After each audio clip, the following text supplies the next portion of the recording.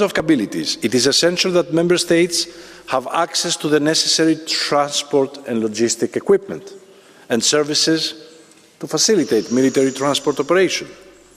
To enhance this access, the military mobility package will establish a solidarity pool enabling Member States to share dual-use transport and logistics equipment. We will also implement measures to ensure seamless cooperation between our armed forces and the civilian sector. When Member States are moving forces in Europe, they need to know who to contact and who will organize this convoy. To this end, each Member State will appoint a national coordinator for military support. And also a military mobility transport group will bring together Member States, the Commission, the EAS and the EDA to ensure the whole of government approach at the Union level. In addition, our TEN-T committee will have an enhanced role in implementing this regulation on infrastructure matters. Honourable members, speed is of essence, and we have to explain to our citizens that this money for military mobility is for dual use, civilian and military. So this investment is not only as an investment on our security, but it is also an investment on our economy, on our single market, on our competitiveness.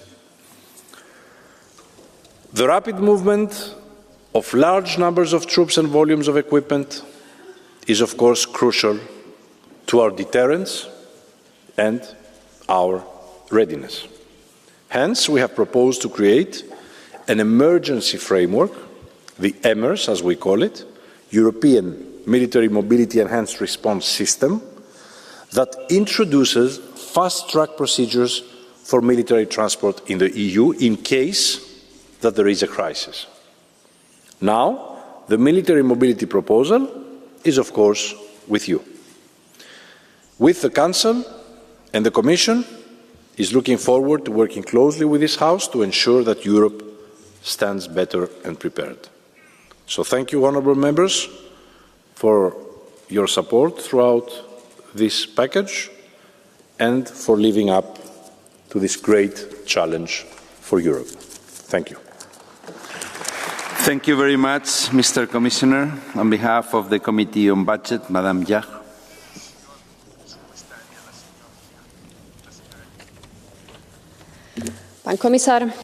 Mr. Commissioner, colleagues, the Russian threat is real.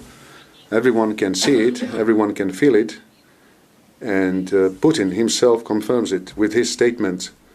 It's a disgrace seeing governments such as those of Slovakia and Hungary losing their compass and pulling us towards Putin.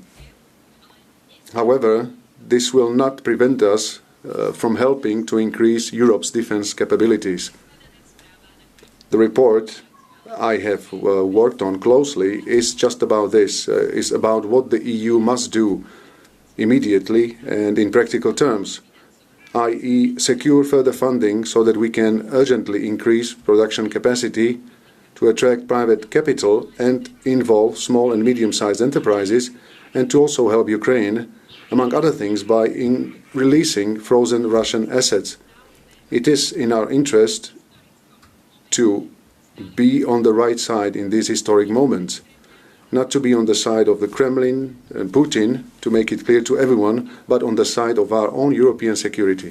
Thank you. Thank you very much. On behalf of the Committee on Econ, Mr. Bosselar. Colleagues, Commissioner, all we want for Christmas is for Europe to be able to defend itself. I'm happy we are making some baby steps towards a common and multi-annual procurement, and I'm happy that we are improving military mobility. But we are working with the assumption that the world is the world of yesterday. And I think the US security strategy, as well as the negotiations for peace in Ukraine, have shown that we lack hard power. We lack the real hard power, and the responses on the table are not enough. We are currently too weak. We are too weak because we have 27 national defense ministries trying to procure. We are too weak because we have 17 different tank systems for the Leopard class. We are too weak because we don't dare to speak with one voice for foreign policy for this union. So as long as we don't fix these issues, we will not be able to have a real voice that will be heard. And therefore, I really ask you to go the next step. Let's make sure that we unite. Let's make sure that we get towards the United States of Europe so that Europe is able to defend itself. Thank you. Thank you very much, dear colleague. Now we jump into the second part on behalf of the EPP group, Mr. Chomsky.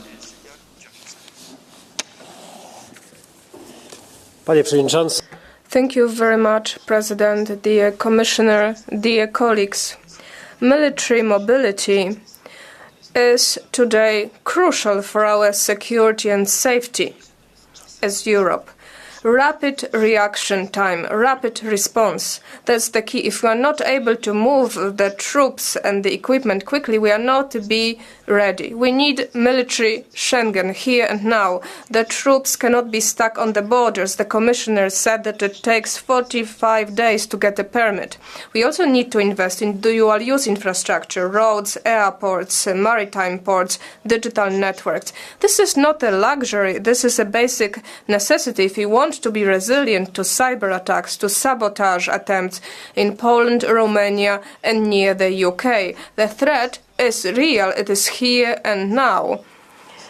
We also see very well with our own eyes what is happening in the US, behind the ocean, over the ocean. We need to be self-sufficient. We need to act quickly. And we are acting quickly. We have SAFE on the one hand. We also have military mobility, 10 times as much money as previously under the previous MFF. Let me quote General Eisenhower. It wouldn't be difficult to prove that battles and wars are won or lost depending on the logistics. Logistics is key. The security and safety of Europe, that is the key. Thank you. On behalf of the Socialist Group, la señora Mendes.